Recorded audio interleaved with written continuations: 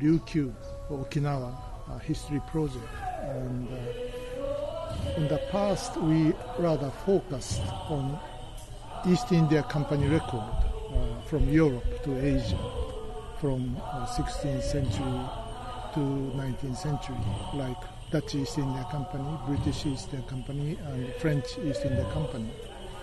But I'm searching some local sources from East Asia to think about this period, instead of not only studying East India Company record, but also some East Asian internal history. So we are compiling from 1990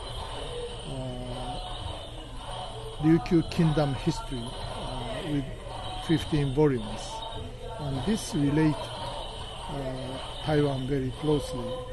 Taiwan University firstly published the record about 20 years ago, and after that we are compiling much wider references of relevant sources from Beijing, the first National Archives, and also Taiwan, Fukong, Pouyuan, collecting and comparing these documents, trying to find out the reinterpretation of Ryukyu history, which covered very widely, not only China, but Japan, but also Southeast Asia. So to talk about Asia from maritime Asia perspective, very different from land-based or continent-based perspective of Asian history. So firstly, I try to reinterpret the Asian history through maritime Asia perspective. My very exciting, newly realized agenda is to connect more this Asian maritime sea channel with Pacific Ocean studies. That one, a sort of extension. But at the same time, I realized Pacific studies itself has its own peculiar characteristics. In some sense, the thinking about Ryukyu maritime history, rather close to this kind of Pacific islands relation. So on the one hand, by following my previous maritime sea direction, I can more deeply enter Pacific studies, but also newly developed idea of Pacific studies I got this time through conference, which means not comparing to the land relation, land-sea relation. The Pacific relation is really a sea and islands are combined. So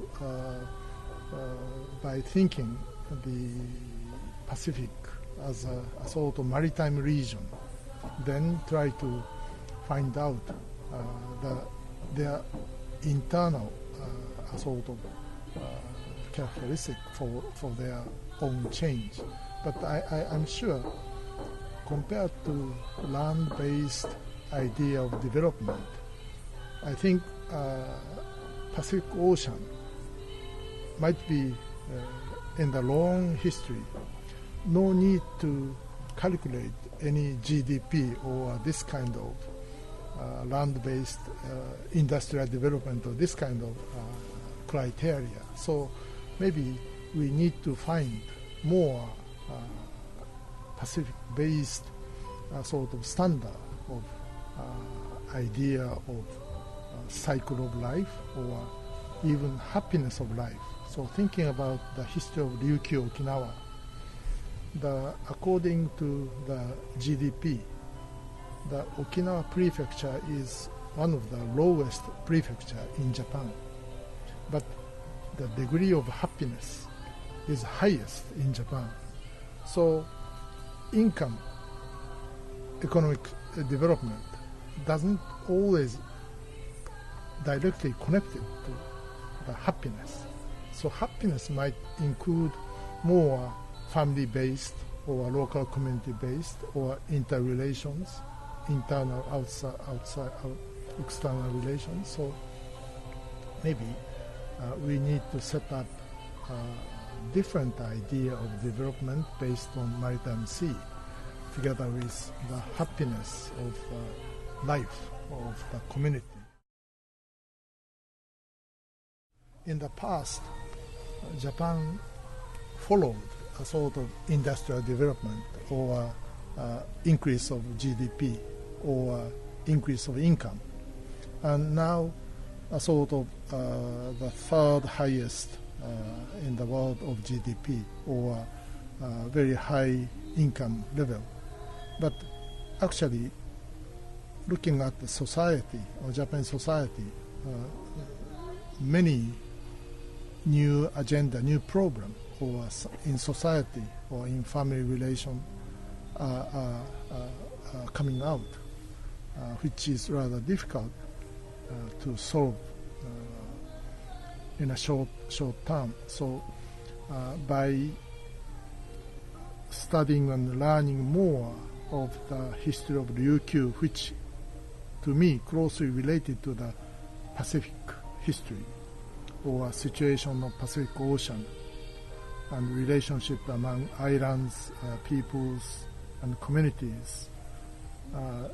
By learning these accumulation of communication in Pacific area, maybe Japan need to change the direction of social life, not just market-based, market economy-based, or not just pursuing the GDP, increase of GDP or economic development.